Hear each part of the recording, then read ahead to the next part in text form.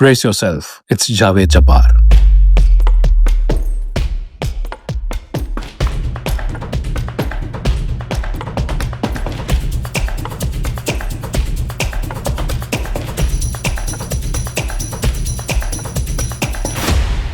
ये 1948 की बात है। हैदराबाद दक्कन पर इंडियन आर्मी कब्जा करती है और वहां के निजाम से सरेंडर करने के लिए कहती है।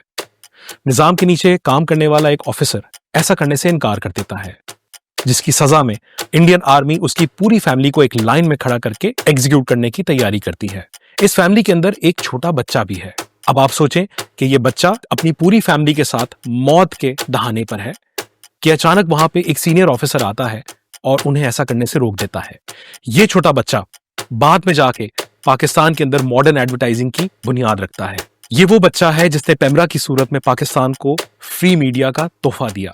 आप सोच रहे होंगे कि ये बच्चा आखिर था कौन, तो आइए हम आपको बताते हैं। इस बच्चे का नाम है Javed Jabbar. So tonight the survivor of that day sits across from us, not as a victim of history, but the one who authored it. Please welcome Mr. Javed Jabbar. Sir, कैसे हैं? बहुत शुक्रिया फवाद साहब। बिस्मिल्लाहिर्रहमानिर्रहीम। It's a pleasure to be here for the first time.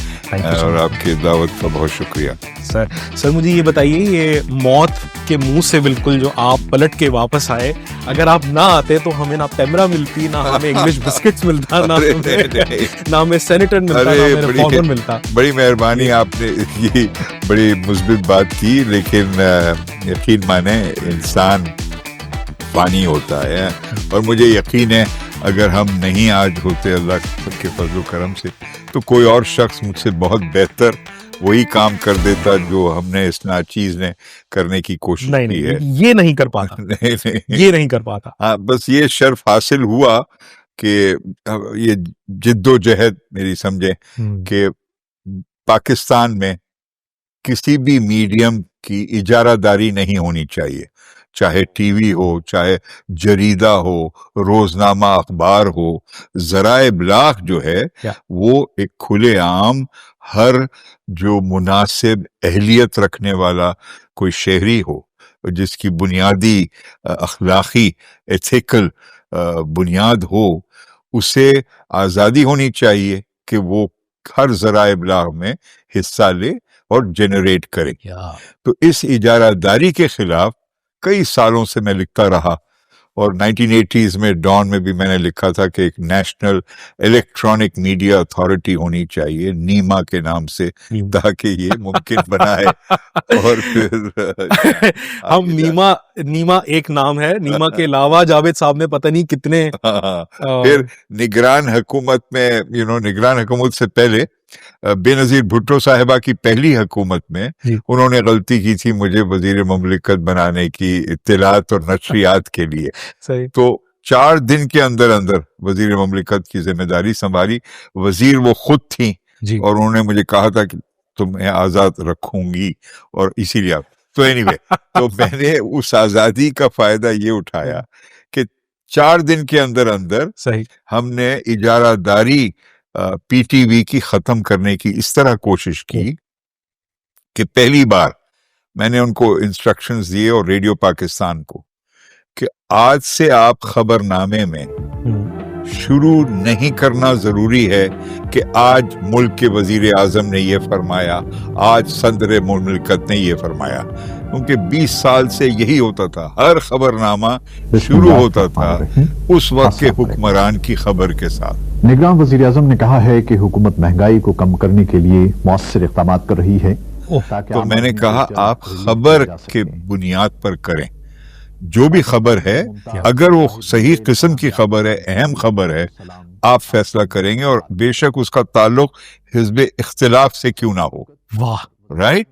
तो ये एक बिल्कुल अचानक एक चेंज आया, तब्दीली इतनी शदीद आई कि 3-4 माह के अंदर BBC उर्दू सर्विस ने ये नशर किया कि पहली बार पाकिस्तान में हमारी लिसनरशिप कम हुई है, क्योंकि रेडियो पाकिस्तान और पाकिस्तान टेलीविजन की खबरों को अब कबूल किया जा रहा है, लोग उसमें यकीन रख रहे हैं, क्योंकि हम इसमें इख्तिलाफ को भी दिखा रहे थे। तो इस हद तक दिखा रहे थे। मोहतरमा बेनजीर भुट्टो साहिबा को मैं दाद देना चाहता हूँ। बावजूद उसके कि 4-5 माह के बाद उन्होंने वो पॉलिसी बदल दी। लेकिन आप अंदाजा लगाएं कि स्टेट ओन्ड, रियासत का मीडियम पाकिस्तान टेलीविजन, खबरनामे की पहली क्या खबर होती है? आज हिज़्ब इख्तिलाफ मियां नवाज शरीफ वजीर आला पंजाब ने कहा कि मुल्क की वजीर आजम मोहतरमा बेनजीर भुट्टो कौम को लादीनियत की तरफ ले जा रही हैं।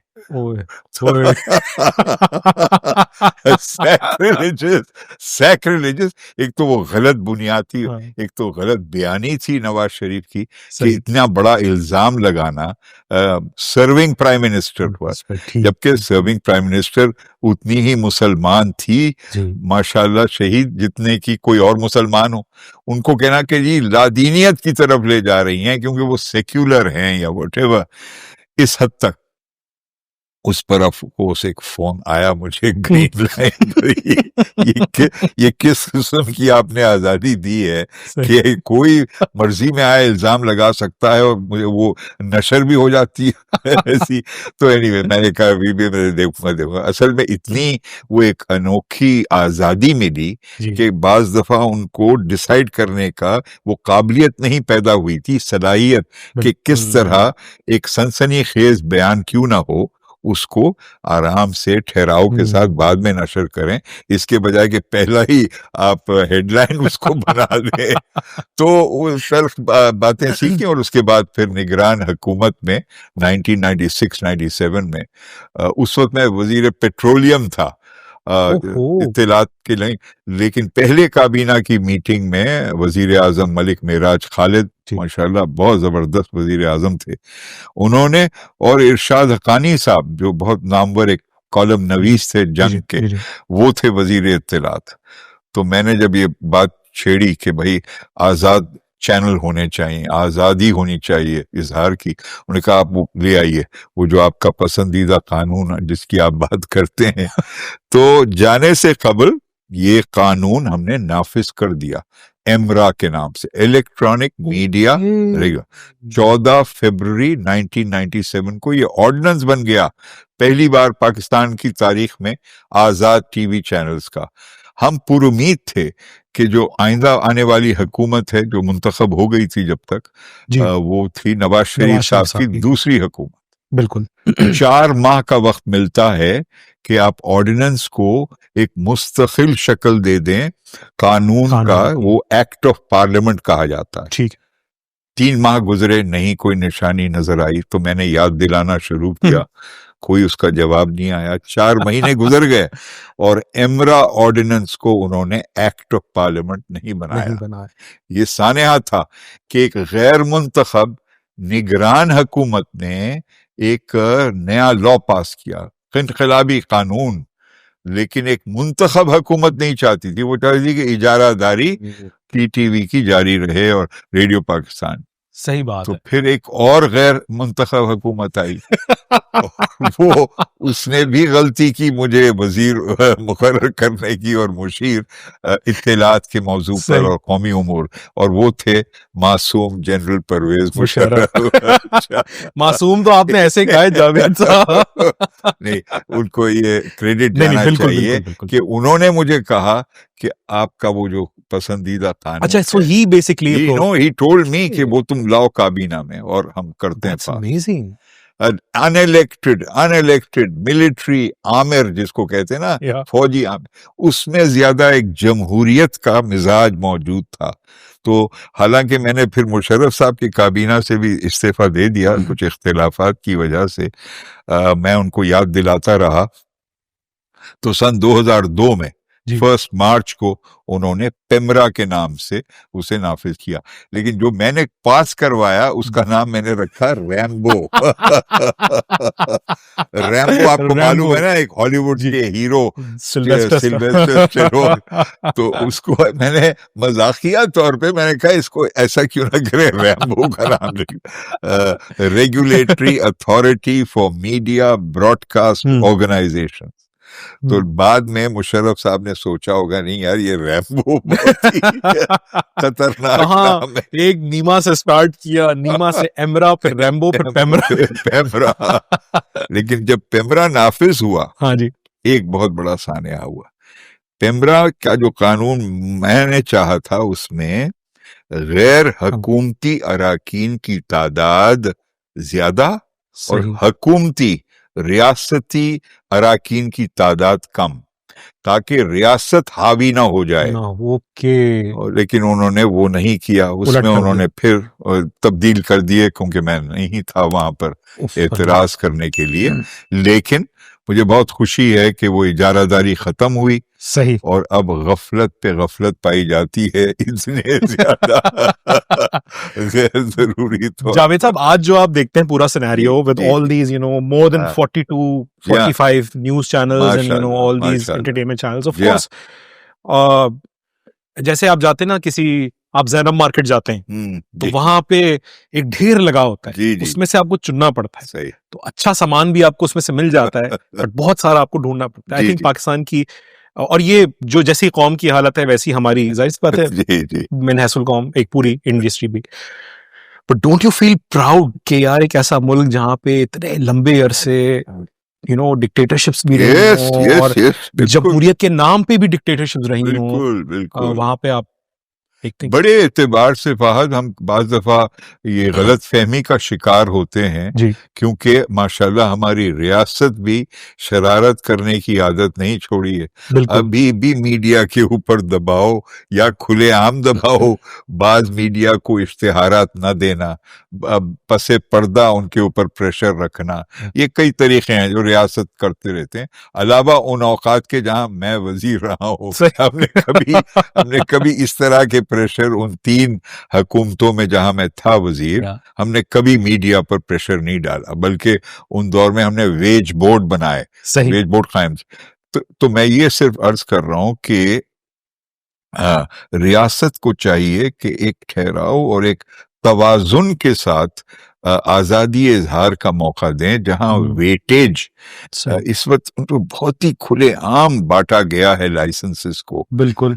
बरतानिया में इब्तिदाई तौर पे, बरतानिया में जब बीबीसी की इजारादारी खत्म हुई तो खुले आम उन्होंने फौरन दर्जनों के हिसाब से लाइसेंसेस नहीं दिए। बहुत ही एहतियात के साथ जो अप्लाई करते थे उनके क्रेडेंशियल्स को बहुत गौर से उसका तफसीली जायजा लिया गया था कि इस कंपनी का क्या तजुर्बा है, सहाफत की कितनी पहचान है, फिल्म मेकिंग इनकी क्या कदरें हैं, किस किस्म के प्रोग्राम करेंगे। तो ITV के नाम से पहला और आजाद चैनल वहां मिला, ITV इन ब्रिटेन। उसके बाद फिर बढ़ते गए, चैनल 2 चैनल 4 आया वगैरह वगैरह। तो पाकिस्तान में भी चाहिए था कि जरा एहतियात की जाती, लेकिन पेमरा बेलगाम हो गई बड़ी हद तक। तो अब ये देख रहे हैं आपके एक तरफ बड़ा मुस्बित है, इतने ज्यादा एंटरटेनमेंट की चॉइसेस बढ़ गई हैं।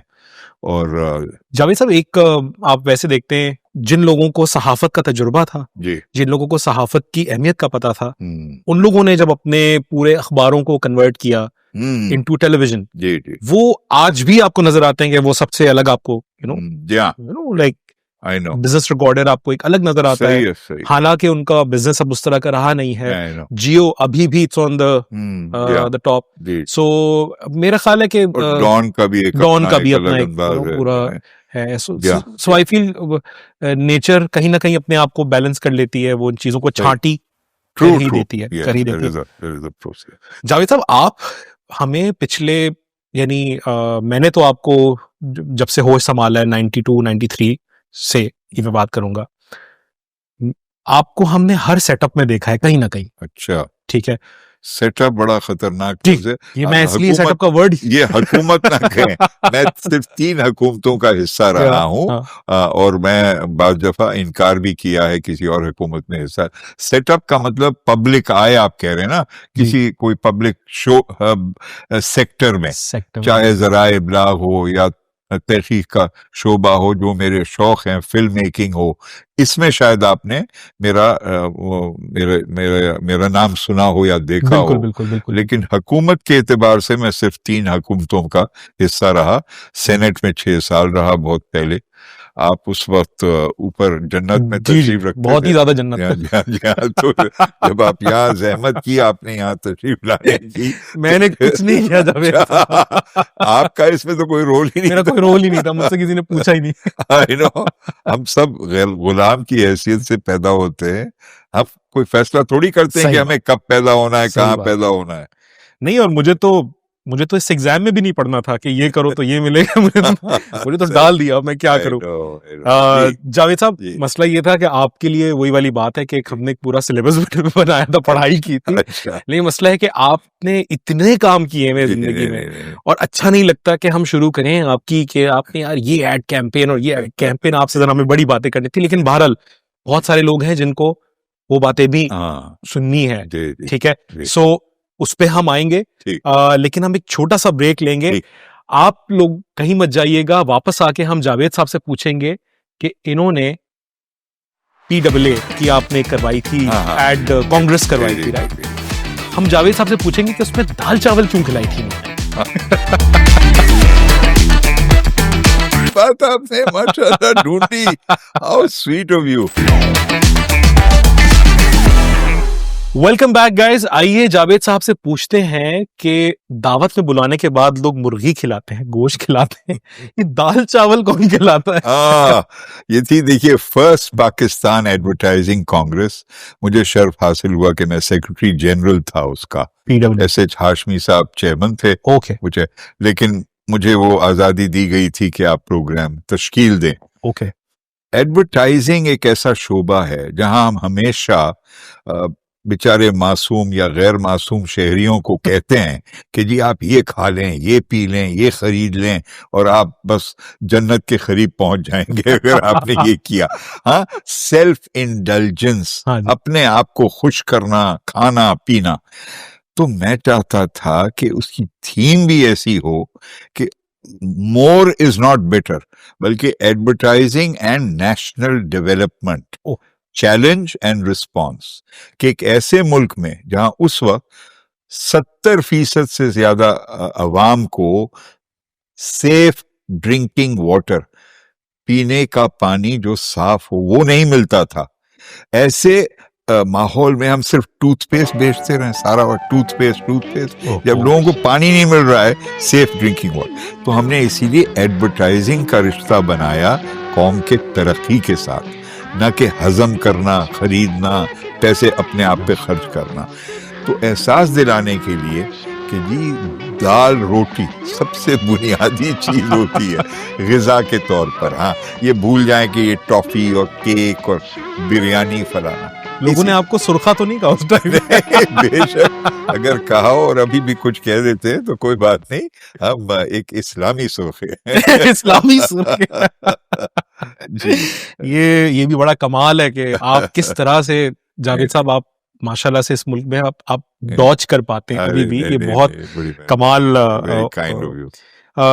जावेद साहब, MNJ, जी, इसको बहुत सारे लोग, हमने, जाहिर बात है मैंने तो नहीं देखी, जी, मैंने सिर्फ बातें सुनी है। आप बैठे हैं, आप हमें कहानी सुनाए उसकी। नहीं। बहुत सारे लोग उसको कहते हैं कि वो पाकिस्तान की सबसे बोल्ड एजेंसी थी। कुछ एतबार से बड़ी मेहरबानी उनकी, उन्होंने याद रखा। जी हाँ, MNJ कायम हुई है 1969 में, ठीक है, और 68 के एंड में कराची टेलीविजन वजूद में आया, और बहुत कम महदूद तजुर्बा था पाकिस्तान में ओके, कि टेलीविजन के लिए एडवर्टाइजिंग कैसे बनाए। सिनेमा के लिए तो थी था तजुर्बा, सिनेमा कमर्शियल, लेकिन सिनेमा कमर्शियल अमूमन 1 मिनट, 2 मिनट, 3 मिनट। टेलीविजन एक तो स्क्रीन के एतबार से कुछ और होता है, और उसकी जगह किसी का घर होता है, ना कि कोई पब्लिक हॉल। मुख्तसर होना ज्यादा जरूरी होता है, 30 सेकंड, 15 सेकंड, 60 सेकंड में पूरी कहानी सुनाए और दोबारा सुनाए दोबारा। सिनेमा में तो आप हफ्ते में एक दफा गए, महीने में एक दफा गए, फिल्म के साथ आपने इश्तिहार देखे। लेकिन टीवी एडवर्टाइजिंग तो हर रोज हर रोज वही बात दोहरा दोहरा कर, तो उसकी नौयत ही बिल्कुल एक मुख्तलिफ थी। तो ऐसे हालात में हमने टेलीविजन एडवर्टाइजिंग में बिलखसूस स्पेशलाइज किया, और हमारे जो कमर्शियल्स हमने बनाए शुरू में, तो वो फौरन लोगों ने पसंद किया, व्हाटएवर, प्रिंट में भी। सो वी वेरी क्विकली 3 साल के अंदर अंदर माशाल्लाह MNJ became one of the top agencies of Pakistan. और मेरे 2 मरहूम साथी थे, अब वो जिंदा नहीं है, अल्लाह उनको जन्नत नसीब करे, मजीद अहमद, बड़े गिफ्टेड आर्ट डायरेक्टर थे, और नफीस गजनवी जो जल्द चले गए थे, MNJ, तो ये नाम ये था। तो वी ट्राई टू, और हमारी थीम थी creative essence and brass tacks, यानी कि तख्लीकी काम का असल जड़ और रूह, सही, और ब्रास टैक्स का मतलब प्रैक्टिकल। ये नहीं कि आप अपने क्रिएटिविटी में गुम हो जाएं और अपने आप को थपकी दें कि जी मैं कितना क्रिएटिव हूं। सही, क्रिएटिव होना एडवर्टाइजिंग में काफी नहीं है, it has to be practical, it has to generate more sales, ना, it has to stimulate demand from, आप जैसे कोई मासूम कस्टमर को गुमराह कुन करना हमारा काम होता है, तो आप भी जाके अपना पैसा खर्च करें और इस चीज को खरीदें। तो that is what we did, and that is why we, by the grace of God, we succeeded. कमाल है। जावेद साहब, you dropped the Pied Piper for Simply Splendid. अच्छा, नहीं, वो क्या स्टोरी है? वैसे तो बड़ा कोई गदर हो गया था नहीं। या एक तो हमने, देखिए, पीक फ्रींस पाइड पाइपर को जब मैंने सजेस्ट किया और खावर भट्ट साहब ने उसको मंजूर किया, वो हेड थे EBM के और अभी भी चेयरमैन है माशाल्लाह, उनकी बेटी साहिबान अब चला रही हैं, ज़ीलफ मुनीर। तो उस कंपनी का हमने सोचा ये कि एक बेशक ही एक मनफी सिंबल हो, पाइड पाइपर, आपको मालूम है ओरिजिनल स्टोरी जो थी वो जाता है जर्मनी के एक छोटे से गांव में, जहां चूहे बहुत परेशान कर रहे थे उस जगह को। तो इसने कहा मैं ऐसी बांसुरी बजाऊंगा, पाइप बजाऊंगा कि वो मेरे पीछे आएंगे और साफ हो जाएगा तुम्हारा गांव। तो उसने किया, सारे चूहे उसके पीछे चले गए, लेकिन जो प्राइस अग्री की गई थी कि हम आपको देंगे, वो नहीं दिया। तो उसने उसके इंतखाम पर उसने बच्चों को भी ले गया। तो वो एक मनफी किस्म का था ना, हमने कहा इसको एक पॉजिटिव मुस्बित पहलू की तरफ ले जाते हैं। Dark side of you. हमने उसको पॉजिटिविटी में कन्वर्ट किया और बच्चों को ले गए पीक फ्रींस के दरवाजे तक। तो उनको लुत्फ आया, उनको मजा आया उसको चखने से वगैरह। तो दरवाजे तक ले गए थे, दरवाजे के अंदर हमें नहीं पता क्या हुआ। कुछ सालों के बाद हमारे जो क्लाइंट थे उन्होंने कहा यार अब ये बहुत हो गया, अब सिर्फ एक नया इश्तिहार बनाए, इसमें पाइड पाइपर छोड़ दें। तो हमने बनाया सिंपली स्प्लेंडिड। कुछ अरसे के बाद सिंपली स्प्लेंडिड बहुत मकबूल हुआ, लेकिन लोगों से, मार्केट से आने लगा, वो किधर गया आपका पाइड पाइपर, किधर गया, उसको लाओ। तो हमने मजबूरन फिर उसको दोबारा जन्म उसको दिया और फिर नया एक मरहला शुरू हुआ। और अब पाइड पाइपर पीक फ्रींस का EBM के बुनियादी शिनाख्त का हिस्सा बन चुका है। नॉर्मली ये नहीं होता, नॉर्मली पैकेजिंग का कोई सिंबल इश्तिहार का सिंबल बनता है। इस केस में इश्तिहार का सिंबल बन गया उनकी ओरिजिनल आइडेंटिटी, ओरिजिनल शिनाख्त की। अलिफ से इंग्लिश, बे से बिस्किट। मुझे ये बताइए कि लोग बड़ा कहते हैं यार ये बाइलिंगुअल आप हो गए और आप क्या सिखा रहे हैं, क्या हो रहा है? असल में EBM खुद जो बनाती थी पीक फ्रींस, उन्होंने सोचा कि अभी भी पीक फ्रींस एक upper middle class higher price market को केटर करती है, जबकि भारी अक्सरियत दरमियाना क्लास, मिडिल क्लास है मुल्क में, और उसके लिए भी हमें प्रोडक्ट बनाना है। और नाम उन्होंने रख दिया इंग्लिश बिस्किट, हालांकि मार्केट करना था उर्दू बोलने वालों को ज्यादा। तो मैंने ये अंग्रेजी के बजाय मैंने इसमें लिखा अलिफ से इंग्लिश। पैराडॉक्स, इंग्लिश का नाम है लेकिन अलिफ और बे से बिस्किट। तो फिर हमने जाकर मुल्क के मुख्तलिफ शहरों में उसकी कमर्शियल्स बनाई। ताकि अवाम से बिल्कुल करीब तर महसूस। देखिए मैं सच ये पहुंचा हूँ जावेद साहब कि आप अभी माशाल्लाह बहुत जो आपको अभी देखते होंगे, जो भी थोड़े यंग होंगे, वो आपसे जरा इंटिमिडेट भी होते होंगे कि यार ये बड़े सोबर इंसान है और ये डांट देंगे मुझे। मुझे लग रहा है कि आपके अंदर वो जो बच्चा था, उसको आपने कभी मरने नहीं दिया, which is a fantastic achievement I feel. Thank you. I think that's wonderful. नहीं बिल्कुल। जो बचपन का वो एक होता है ना मरहला, जब आप दुनिया को दरियाफ्त कर रहे होते हैं जी। वो बचपन का पहलू कभी नहीं भूलना चाहिए, क्योंकि हर रोज आप सीख रहे हैं, एक नई चीज की तरफ आप देख रहे हैं। फहाद साहब की तरफ देख रहे हैं पहली बार, तो मैं आपसे बहुत कुछ सीख रहा हूँ कि खुश मिजाजी कैसी होती है, कहाँ बैठा जाता है, कैसे गुफ्तगू की जाती है। ना करें जावेद साहब, हम यहाँ पे आपसे सीखने के लिए बैठे हुए। जावेद साहब, सिगरेट और क्रिकेट को मिलाने वाला एक इंसान है जो सामने बैठा है हमारे। बड़ा इतना सेहतमंद ये प्रोडक्ट है सिगरेट।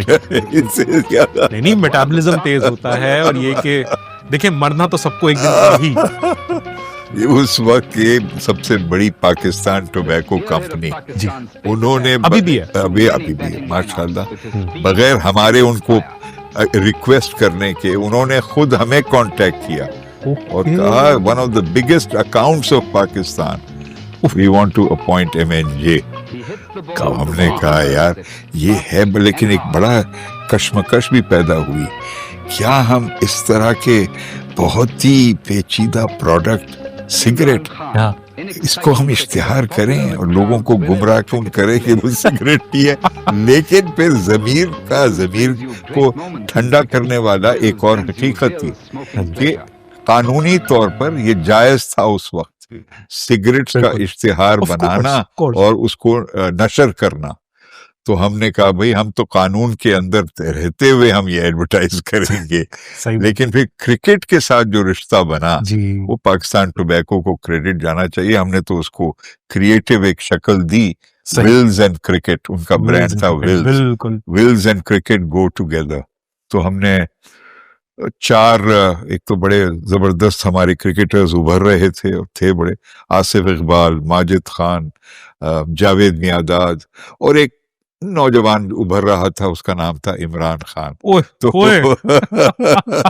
इन चारों पे जाकर हमने वर्ल्ड कप में 1979 में पोर्ट्रेट्स बनाए, पोर्ट्रेट ऑफ अ क्रिकेटर। तो लेकिन फिर कुछ अरसे के बाद 12-15 साल हमने कैप्स्टन, गोल्ड लीफ, विल्स, बहुत दुनिया भर में भी कमर्शियल जाके बनाए, मगरबी दुनिया में, मशरकी दुनिया में। फिर उसके बाद एक वक्त आया जब एडवर्टाइजिंग वाज बैंड सिगरेट जी। तो I think this was early 2001 late 90s में 90 या आखिरी मेरे ख्याल है वो बना है, वो जो ग्रैंड कैनियन के अंदर कोई शूट हुआ था। मुझे उसका नाम नहीं, आई नो, वो दूसरों ने भी, फिर उसके बाद others also came in, we shot capstan all over the world and various others, gold deep। क्या टैगलाइंस आप लोग लिखते थे उस टाइम पे। मैं सिर्फ ये देखता हूँ कि वो टैगलाइंस अगर आज उस तरह की टैगलाइंस मैं बोर्ड रूम में पिच करूँ तो वो तो सब एक दूसरे का मुंह देखने लगते हैं, कहते हैं कि यार अच्छा इसमें वो क्या है, इसमें वो कहाँ है, हमारा इसमें सीटी होना चाहिए, इसमें कि स्मोक करो कैसे यार ये आपको क्या, आपको तकलीफ छोड़े, आप मुझे हो सकता है आपको खुशी होती हो कि यार मैं अच्छे टाइम पे करके निकल गया। ये सारे चंबू नहीं, अभी भी बहुत टैलेंटेड लोग भी हैं हमारे मुल्क में। बाज़ दफा हमारी एडवर्टाइजिंग में बड़ी तख्लीकी पहलू आता है सामने उभर कर। फराज मकसूद हमीदी इस पे बहुत अच्छा लिखते हैं जी। अरोरा में उनकी अपनी कंपनी भी है, बिल्कुल, और दीगर आए थे हमारे पास। अच्छा जी, अच्छा, हमने अभी रिलीज किया है। और भी कुछ क्रिएटिव लोग हैं जो बाज़ दफा बहुत अच्छा काम भी हो जाता है। सही। जावेद साहब एक सवाल मैं और करूंगा आपसे, क्योंकि इसका जवाब मेरे ख्याल से सिर्फ आप ही दे सकते हैं। जावेद साहब, MNJ की स्ट्रेंथ कितनी थी स्टाफ की? ये आपसे कोई नहीं पूछता होगा, क्योंकि और ये बड़ा जरूरी है हमारे जानना। नहीं, जरूर। जब हमारे दफातर लाहौर में, इस्लामाबाद में, कराची में थे तो 100 से ज्यादा 150 तक भी पहुंचती थी जी हाँ। और फिर depending on the volume of work, कई दफा हमारा काम हम कॉन्ट्रैक्ट आउट करते थे ना, सो जी जरूरी नहीं था कि परमानेंट स्टाफ रखा जाए। ओके हाँ, लेकिन वी वर ऑलवेज कॉम्पैक्ट, 30, 40, 60, 70, 80, इसे 50 से कम तो नहीं होते थे कभी भी। जावेद साहब, एड एशिया, पहली एड एशिया आप ही ने कराई थी? या जो पाकिस्तान में हुई, हाँ। वैसे तो वो बैनुल अक़वामी तौर पर 16वीं थी, ठीक है, लेकिन उसका चेयरमैन उन्होंने मुझे मुंतखब किया, ठीक है, so I was helping to lead the process. बहुत अच्छी हमारी ऑर्गेनाइजिंग कमेटी थी, ठीक है, ज़राए इब्लाग के हर अखबारात के उस वक्त की जो भी प्राइवेट फिल्म मेकर्स थे, एडवर्टाइजर्स थे, गवर्नमेंट के नुमाइंदे थे, सब ऑर्गेनाइजिंग कमेटी के हिस्सा थे। cool. तो एक मुश्तरका इत्तेहाद बनाकर हमने बनाई, और सबसे बड़ी खूबी ये थी कि कई सौ जो आए हमारे ओवरसीज डेलीगेट्स, और उस वक्त आप अंदाजा लगाएं बहुत महदूद हमारे वसाइल थे लाहौर में, लेकिन हमने इतनी एहतियात और अल्हम्दुलिल्लाह खूबसूरती के साथ वो ऑर्गेनाइज किया कि कई लोग जो दीगर कॉन्ग्रेसेस को अटेंड कर चुके थे, इंडिया में, सिंगापुर में, थाईलैंड में, साउथ कोरिया में, उन्होंने कहा ये सबसे बेहतरीन international congress advertising. Ad Asia was considered, ad Asia 89 was considered the most well organized conference. So ये बहुत खुशी हुई। इस टाइम पे आम की पेटी फट चुकी थी या इसके बाद हुई है? नहीं, उसके उस वक्त तक तो फट चुकी थी। यस यस यस यस, वो 1 साल 7 महीने पहले, और इत्तेफाक से क्योंकि वो सदर मुमलिकत थे, ऑफ कोर्स, तो उनको दावतनामा गया था कि आप इनॉग्रेट करें, लेकिन पनौती हो गई। जिस दिन उन्होंने मुझे कहा कि आप आकर मुझे जाती तौर पर समझाएं इसके बारे में, मुझे पैगाम आया कि आप ऐवान सदर में आए, और मैं सेनेटर था भी उस वक्त, काबीना का भी मेंबर था बेनजीर भुट्टो का। हाँ, तो सॉरी, वो तो बाद में हुआ ना, बिकॉज उस वक्त काबीना नहीं बनी थी, मैं सेनेट में था। तो अचानक एयरपोर्ट में मैं था और पैगाम मिला कि बहावलपुर में क्रैश हो गया है, ज़ियाउल हक साहब जा चुके हैं जिंदगी से, और I was supposed to meet him next day in Islamabad. तो I never met him, I attended नमाज जनाजा। वो बहुत ही अजीब व गरीब शख्सियत थी। सेनेट में मैं उनकी बड़ी सख्त मुखालिफत करता था, मार्शल लॉ की और आमरीत की। ठीक है, सदर मुमलिकत जो है वो पार्लियामेंट का हिस्सा होते हैं, और वो सुन सकते हैं कि कौन क्या कह रहा है, कौमी असेंबली में या सेनेट में, उनके घर में और उनके दफ्तर में वो होता है microphone, loud speaker, so he knows. एक दिन जुनेजो साहब को बरतरफ करने के बाद मैंने सख्त मुखालिफत की, क्या सदर मुमलिकत ने बहुत गलत कदम उठाया, ज़ियाउल हक साहब को नहीं करना चाहिए था, तवील। उसी दिन उन्होंने सेनेटर्स के लिए डिनर किया था। तो ये तकरीर कर हमको कहा गया आप आइए ऐवान सदर। तो दरवाजे पे खड़े होते हैं जनरल ज़ियाउल हक, कहते हैं जावेद साहब बहुत अच्छी तकरीर थी आपकी। ये उनका अंदाज था बड़ा रिवायती, कि किसी शख्स को अनकंफर्टेबल बनाने के लिए बहुत ही ज्यादा खुलूस से मिलो, दरवाजे तक जाओ छोड़ने के लिए, क्या गाड़ी तक जी पहुंच जाओ। यहाँ पे लेते हैं एक छोटा सा ब्रेक से वापस आके जावेद साहब से पूछेंगे कि मौलवी इनको अब तक क्यों ढूंढ रहे हैं। कहीं मत जाइएगा।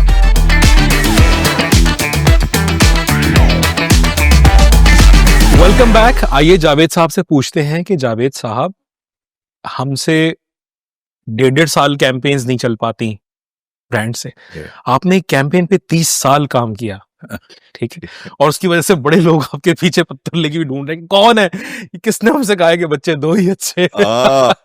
खानदानी मंसूबा बंदी। मैंने इस पे रजाकार हैसियत में काम शुरू किया जब MNJ बहुत कामयाब थी, family planning association of Pakistan के लिए, और डॉक्टर अतिया इनायतुल्लाह की दावत पर, क्योंकि मुझे उस वक्त भी महसूस हुआ कि जब तक हम तवाज़ुन नहीं पैदा करेंगे अपने ज़राए में और कितने बच्चों की तादाद में, तो हम कामयाब नहीं हो सकते। उसके बाद पॉपुलेशन काउंसिल की एक ब्रांच है पाकिस्तान में, डॉक्टर ज़ेबा सत्तार की क़यादत में, तो उसके तहत हमने मजहबी जो आलिम, कई आलिम को हमने दावत दी और उनकी तवज्जो दिलवाई कि इस मौजू पर, और उन्होंने अहमद से 125 से ज्यादा आलिम, उन्होंने इज्तिमाई तौर पर एक बयान जारी किया और हमने मरी में एक कॉन्फ्रेंस का इंतजाम किया था, दस्तखत की कि बच्चों के दरमियान एक तो मुद्दत एक रखना, वक्फा, वो कुरान शरीफ में भी है ना, बच्चे को दूध पिलाना एक औरत का, एक माँ का एक नेचुरल कुदरती उसके जिस्म का एक निज़ाम होता है, तो उस ऑटोमेटिकली बर्थ स्पेसिंग हो जाती है। हमारे मुल्क में ये रिवायत थी कि बच्चा पैदा हुआ और 3 महीने का भी नहीं हुआ है कि फिर she become made pregnant again. इतनी ज्यादती है ये औरत के साथ। तो बर्थ स्पेसिंग के ऊपर सबने इत्तेफाक किया, तो हमने उनको शामिल किया, वो हमारे साथी हैं इस जिद्दोजहद में कि बर्थ स्पेसिंग तो कराएं। अगर आप एक्सट्रीम हद तक जाकर ये नहीं कहेंगे कि कॉन्ट्रासेप्टिव यूज करें ना करें, बट बर्थ स्पेसिंग खुद एक तरीक़ेकार है। जावेद साहब, साथी तो आप कह रहे हैं बड़े, पर आपका ये अच्छापन है, बड़ापन है, सबसे ज्यादा तो आपके इस नैरेटिव को नुकसान उन्होंने पहुंचाया है। आप देखें, जब आप जुम्मे के इज्तिमात में लोग मस्जिद में जाते हैं तो वहां तो बैठ के बड़े, और ये मैं अब बात करूं छोटी छोटी मस्जिदों को छोड़ दें, जो बड़े बड़े आपके बारिस हैं, यहाँ पे लोग बड़े एक्टिवली इसको अपोज करते हैं आज तक 2025 में भी। सो आपको ये नहीं लगता कि आपने टारगेट ही इसको करना चाहिए था? लेकिन साथ साथ फहद साहब, हमारी तहकीक ने एक और बड़ी दिलचस्प बात बताई है, हर 10 शादीशुदा कपल्स में, जोड़ियों में, पाकिस्तान में सिर्फ 3-3.5 कपल फैमिली प्लानिंग प्रैक्टिस करता है, उस पर अमल करता है, जबकि ईरान में 8 out of every 10 8 couples, Turkey, Bangladesh, Malaysia, सारे मुसलमान मुल्क हैं जी, पाकिस्तान में सिर्फ 3-4।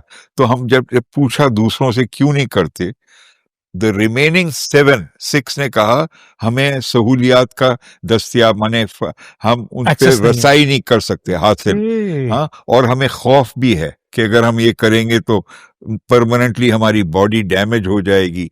ला इल्मी, जहालत, रसाई ना मिलना, ये असल वजूहात हैं। मजहबी बेसिस का उन्होंने बहुत कम उसको अहमियत दी। तो जब ये हकीकत हमें पता चली, हमने हुकूमतों से दरख्वास्त करना शुरू किया, और उन्होंने किया भी बहुत कुछ है इस सिलसिले में। हुकूमत सिंध बिलखसूस और हुकूमत पंजाब भी ताखीर के साथ वो भी कर रहे हैं। ठीक है, ये रसाई ज्यादा मुमकिन बना रहे हैं। ओके, ठीक है। सो आप ये कह रहे हैं कि रिलीजन का इसमें is a factor, लेकिन it is not as important as making it available, the facilities, encouraging. आपको लगता है अब एक्सेस है लोगों के पास इन चीजों का? It has improved, but not yet as much as it should. It should improve much more. There should be greater availability at all public hospitals, at all private hospitals. सही।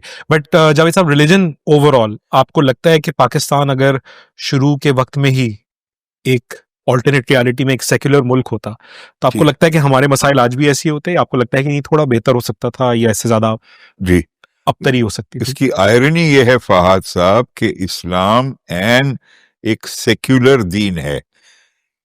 यहाँ पर दानिस्ता तौर पर लफ्ज सेक्युलर को गलत तर्जुमा कर उसको कहा गया है लादीनियत। बिल्कुल भी नहीं, हालांकि सेक्युलर का असल मतलब है हर दीनियत, हर दीनियत, हर एक का एहतराम करो।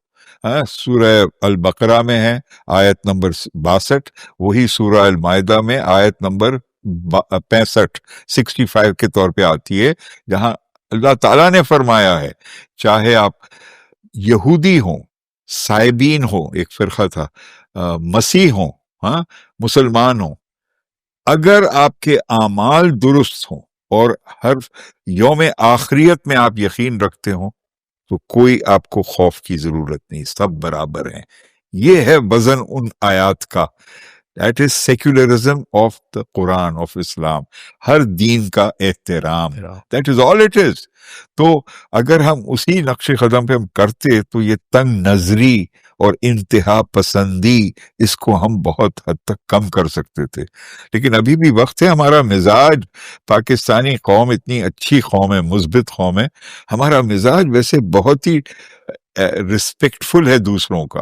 आप एक अंदाजा लगाएं, हर रोज लाखों की तादाद में मुसलमान घरानों के बच्चे, छोटे मासूम बच्चे, कैथोलिक और प्रोटेस्टेंट कॉन्वेंट स्कूल में जाते हैं, कॉलेजेस में जाते हैं, तालीम हासिल करते हैं कई साल तक, क्योंकि उन मुसलमान घरानों को यकीन है कि मेरे बच्चे को यहाँ भेजने से वो खुदा ना खास्ता अपना दीन नहीं खो देगा या अपना ईमान नहीं बदलेगा, और यही होता है।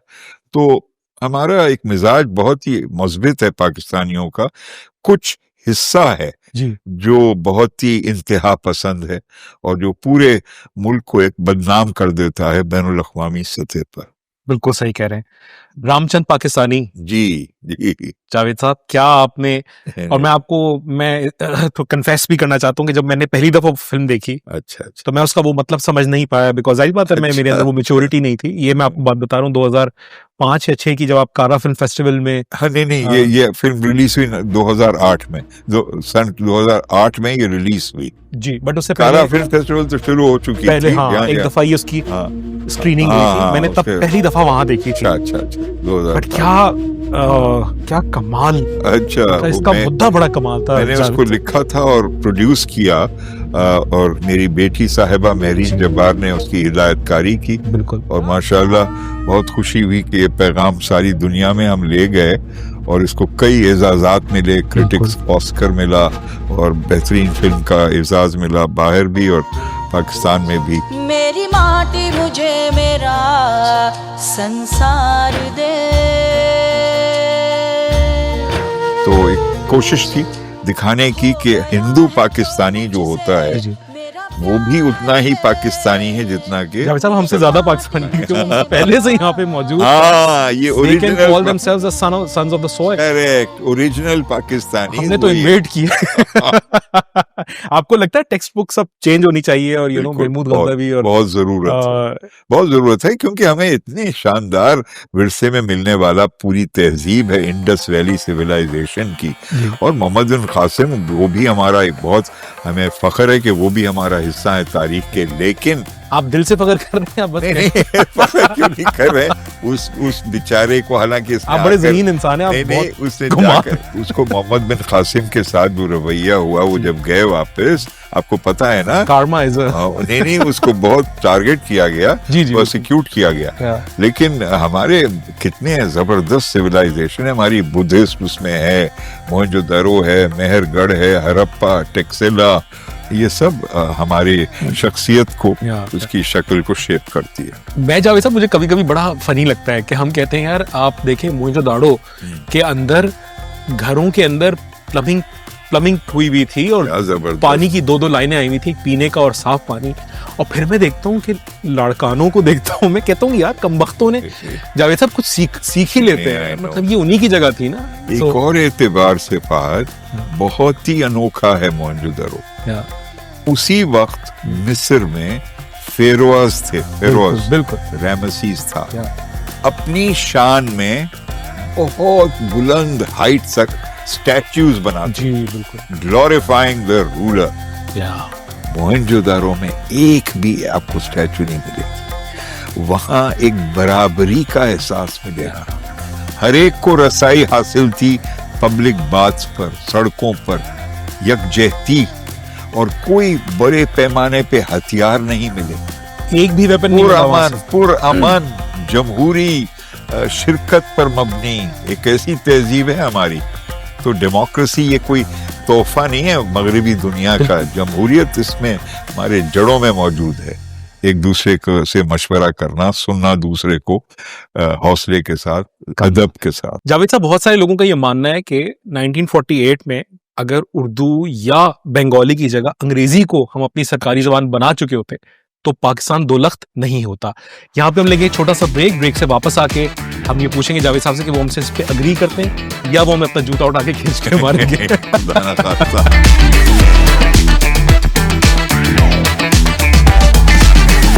Welcome back guys. आइए जावेद साहब से पूछते हैं कि जावेद साहब जी। आप हमसे एग्री करेंगे या जूता उठा के मारेंगे? खुदारा सास्ता, मैं कभी ऐसी जरूरत नहीं कर सकता, ना आपकी जरूरत है ये।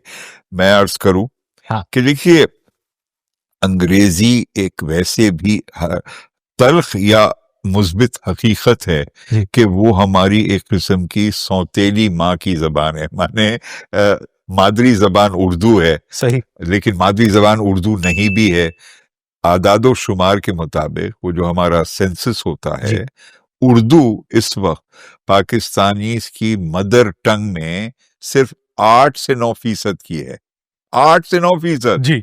लेकिन कौमी जबान है, बोली जाती है चारों सूबों में, समझी भी जाती है। 99% लोगों को उर्दू समझ में आती है। ठीक है। तो it is a very unusual unique language कि मदर टंग सिर्फ 8 या 9% की है, लेकिन उसकी जगह, बंगाली की जगह आप अंग्रेजी को अगर उस वक्त मुसल्लत करते, वो बिल्कुल नामुनासिब था।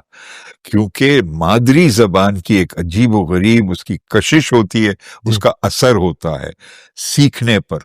बच्चा जब पैदाइश से 6-7 साल की उम्र तक पहुंचता है, बहुत जरूरी है कि वो मादरी जबान से सीखे। पूरा जो इनिशियल उसकी इल्म होता है, इत्तिलात होती है। और ये दुनिया भर में ये साबित हो चुका है कि मदर टंग से सीखना बहुत जरूरी है। तो उसके साथ साथ आप उर्दू, अंग्रेजी रखें तो बहुत अच्छा है। As the child grows, you ask the child to learn national language and international language, और अंग्रेजी अब नागुजीर हो गई है। ठीक है। बट जावेद साहब, वो ठीक, आप बिल्कुल सही कह रहे हैं, लेकिन अगर हम इसको यूं देखें, देखिए मादरी जबानें तो हमारी फिर बहुत सारी है ना, सिंधी, पंजाबी, बरोही और दरी और बलोची, ये सब। ठीक है। सो सॉरी, मैं भी भूल गया था मेंशन करना चाहिए। अच्छा कि आपने कर दिया। ये भी दुरुस्त है कि अंग्रेजी इतनी अब फैल चुकी है कि उर्दू ने खुद इतने एब्जॉर्ब कर लिए हैं, और मिंग्लिश भी आ गई है, मिंग्लिश में उर्दू आ गई है। तो it is been a very strange coexistence of both Urdu and English. और देखिए, उर्दू, मेरे ख्याल है उर्दू खुद भी बनी भी ऐसी थी। हाँ, उसका इवेंचुअल लश्करी जबान बहुत खूबसूरत जबान। बाज लोगों के अंदर बड़ी नफरत पाई जाती है वैसे, वो जब उस तरह देखते हैं कि अरे कहाँ हम, तो फिर वो कहते हैं भाई बोलनी है तो फिर टर्किश बोलो, अरबी बोलो। नहीं तो वो भी अच्छी जबानें हैं, बड़ी अजीम जबानें हैं, अरबिक हो, टर्किश हो, लेकिन उर्दू हमारी अपनी उर्दू जबान है, और इसका एक और ही लुत्फ है, इसका एक और ही नशा है। नशा कहने की इजाजत है ना आपके चैनल पर? क्या उर्दू का नशा, सारे वो भी नशा कहने की इजाजत। मसला है कि यहाँ सब मादर पिदर आजाद है, कोई देख नहीं रहा। अच्छा। जावेद साहब, जो आपने बोलना है आप बोल दीजिए। लेकिन आप सरकारी जबान की अगर बात करें, आप देखें, मैं कहता हूं कि यार हमने फिर तो हम संस्कृत भी हमें रखनी चाहिए इस हिसाब से, क्योंकि कहीं ना कहीं हम तो हम तो तारीखी तौर पे उसका भी असर एक। आप तकसीम का लफ्ज यूज करते हैं या आप क़याम पाकिस्तान का वर्ड यूज? नहीं, मैं सख्त मुखालिफत करता हूँ लफ्ज पार्टीशन इस्तेमाल करने की। वो बहुत ही गलत लफ्ज है जो दानिस्ता तौर पर मुसल्लत किया गया है हम पर, बरतानिया की तरफ से और हिंदुस्तानियों की तरफ से। असल हकीकत यह है कि सिर्फ 2 सूबे तकसीम किए गए, और वो पाकिस्तान के बानी की मुखालिफत के बावजूद कायदे आजम नहीं चाहते थे कि बंगाल को तकसीम करें या पंजाब को, क्योंकि वो चाहते थे कि गैर मुसलमान भी पाकिस्तान के शहरी रहें और बने। उन्होंने लिखा उस वक्त आई 1947 में। सही है। अनवर मकसूद साहब आपसे डिसएग्री अनवर मकसूद नहीं मकसूद साहब। अच्छा, अनवर मकसूद डिसएग्री करते हैं? मेरा ख्याल है वो तो हमेशा हमने तो उनको यही सुना है कहते हैं। अच्छा, वो तो मेरे पुराने दोस्त हैं, मुझसे ज्यादा सिर्फ 2 या 3 साल शायद उम्र में बड़े हो। मेरे तो यूनिवर्सिटी की दोस्ती है हमारी। अच्छा, उन्होंने कभी मेरे सामने नहीं कहा? अच्छा, डांट थोड़ी खानी उनको। मसला है कि अनवर साहब भी बला के ज़हीन आदमी हैं। कहना उनको बहुत कुछ है, इधर उधर घुमा के वो। अच्छा। खैर, अब बहुत मुश्किल कुछ सवाल थे जिनका आपने दरमियान में जवाब दे दिया, वरना हमारी प्लानिंग ये थी कि हम आपसे कहते हैं कि आप इमेजिन करें कि आप मायामी के किसी बीच में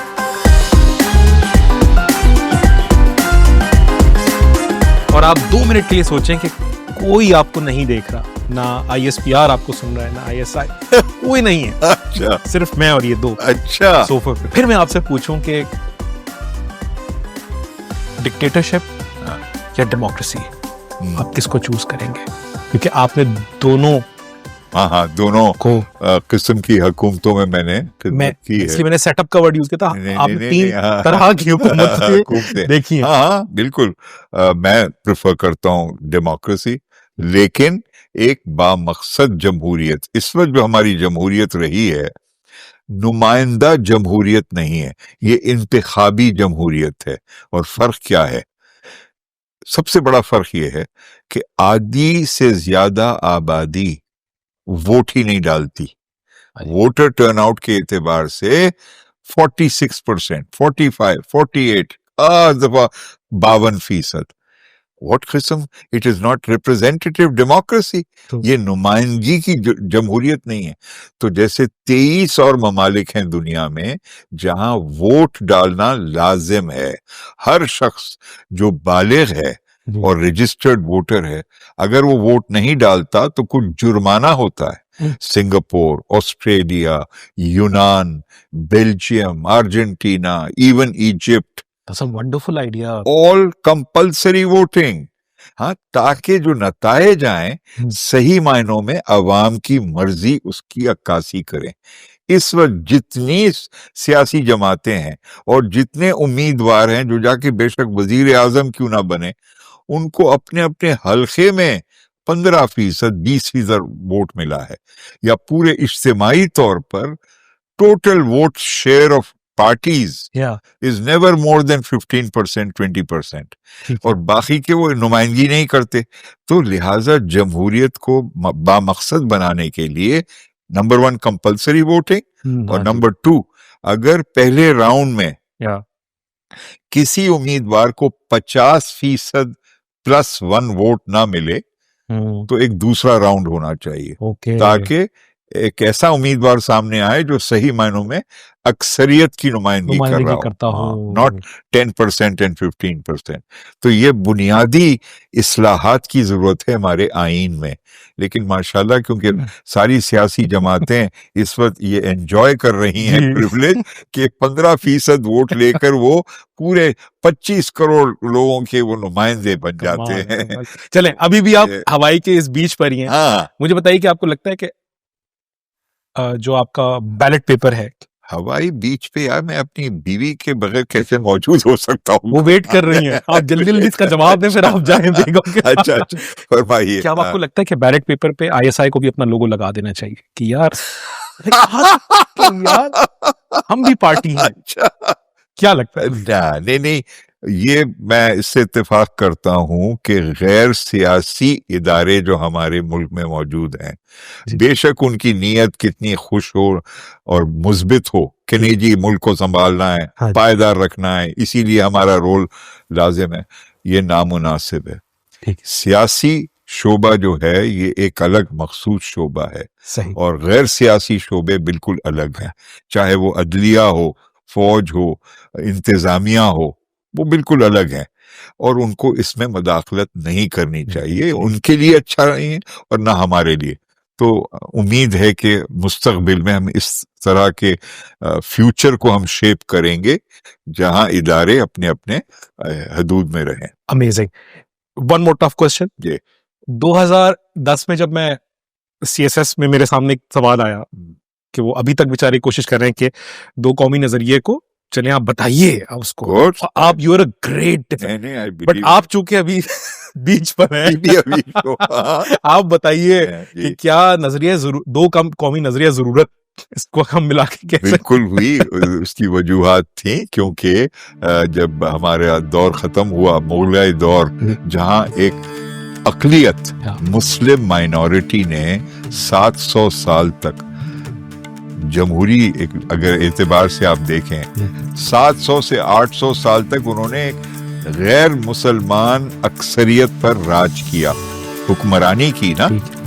जब वो खत्म हुआ तो मुसलमानों के जहन में पैदा हुआ ये सवाल कि हमारी अब शिनाख्त क्या होगी, अब क्या हम हुक्मरान रहेंगे या कभी नहीं रहेंगे। इसी तरह हिंदुओं में भी ये शुरू हो गई फिक्र सही कि हम 800 साल तो अक्सरियत थे लेकिन हम हुक्मरानी नहीं करते थे, अब हमारी क्या शिनाख्त होगी।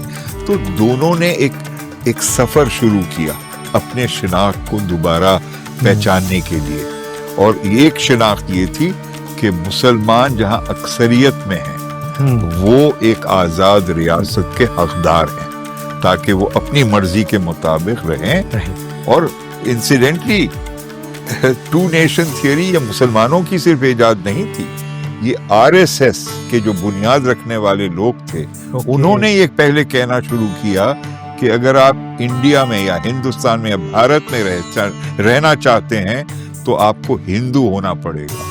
ऑफ कोर्स और वो अभी हमने जंग में देखा। Exactly, अब तो जाके उसका बदतरीन हाल हो गया है। पर जावेद साहब चलें, ये तो एक है कि हमने कहा कि यार 1947 में पाकिस्तान बनाने के लिए हमें चाहिए थी, बट पाकिस्तान जब बन गया, आपको लगता है 2025 में आज हमें एक नए नैरेटिव की जरूरत है इस कौम को जोड़ने के लिए, या आपको लगता है कि यही चल जाएगा अभी?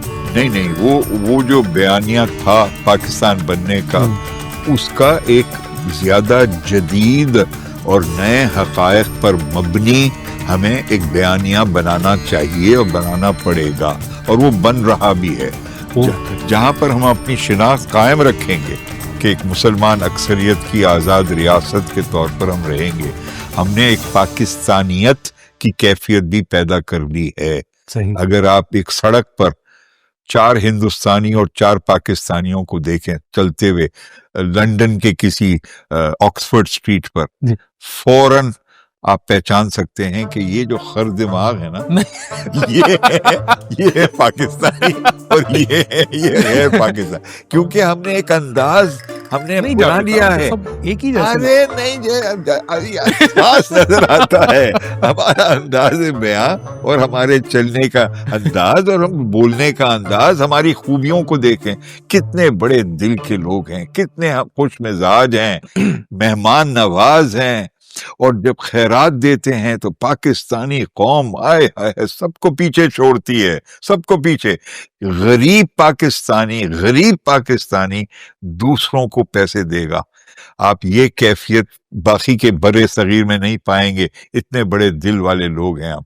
तो ये एक हिस्सा है पाकिस्तानियों का। जैगुआर को वो ओन करते हैं। कौन? अरे यार, जैगुआर ओन करने क्या करना है? यहाँ पे लंगर खोल रहे थे, वहां पे वो फैक्ट्रियां लगा रहे थे जावेद। आई नो बहुत कुछ उन्होंने हासिल किया है, उन्होंने हासिल किया, लेकिन हमने भी बहुत कुछ किया है।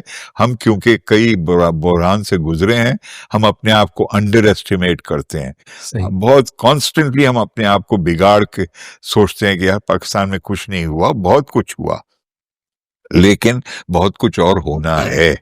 और आप जैसे नौजवान जब आप बढ़ेंगे, अब जब बालिग आप बनेंगे 40 साल का और कितना अरे लाइफ बिगिंस एट 40 मियां, 40 में तो शुरू होती है जिंदगी।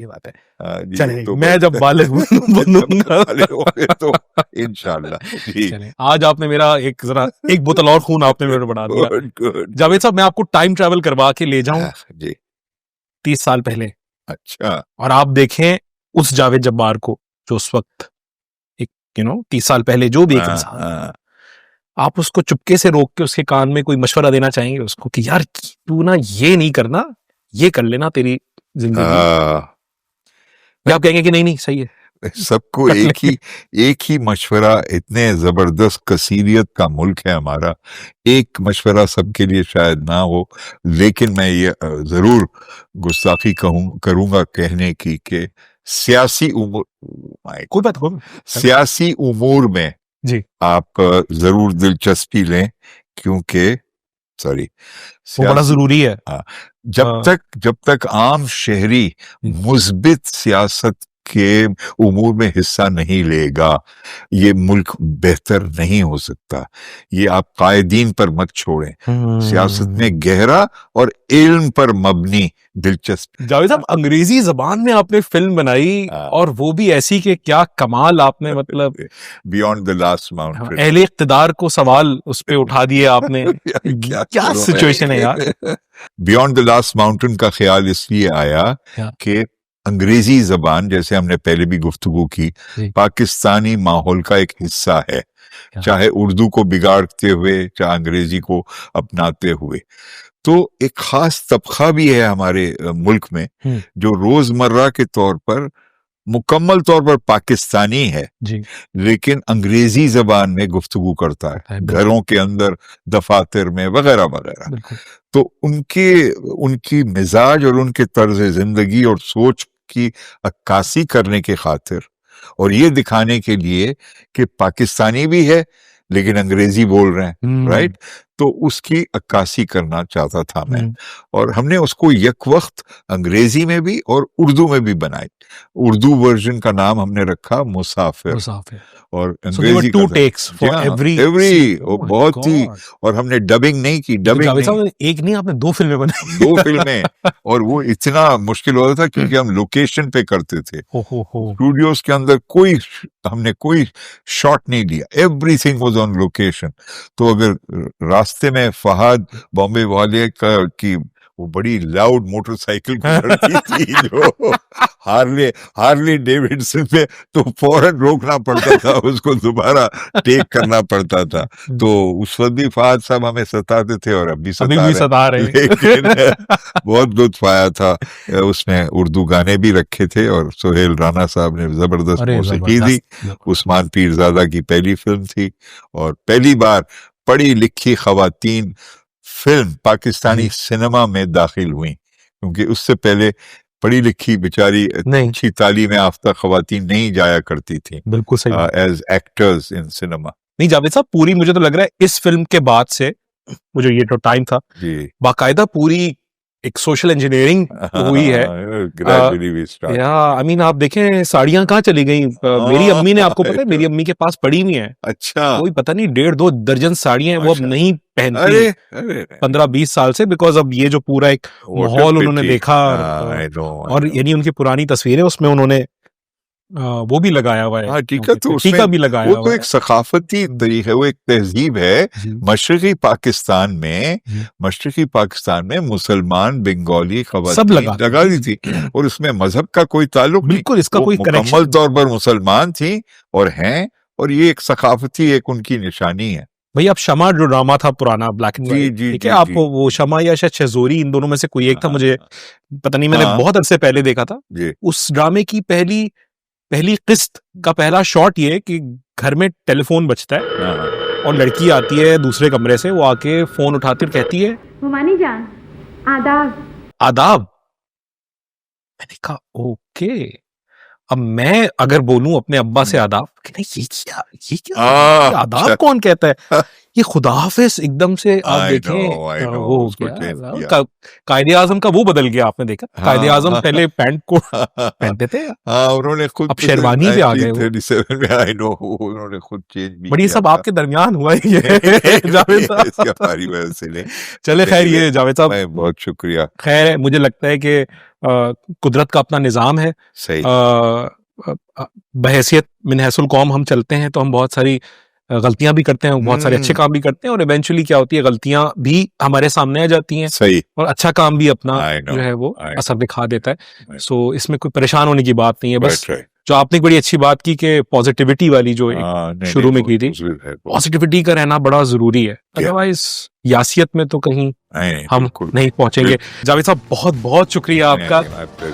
आज का शो हमारा बहुत ज्यादा स्पेशल है इसलिए क्योंकि ब्लेंडर, अच्छा, ये हमने शो इसका ये पहला सीजन हम आप पे इसका जो है वो इख्तिताम कर रहे हैं, बिकॉज आपके अलावा और किसी पे जचता भी नहीं है। Thank you so much. It's been a pleasure.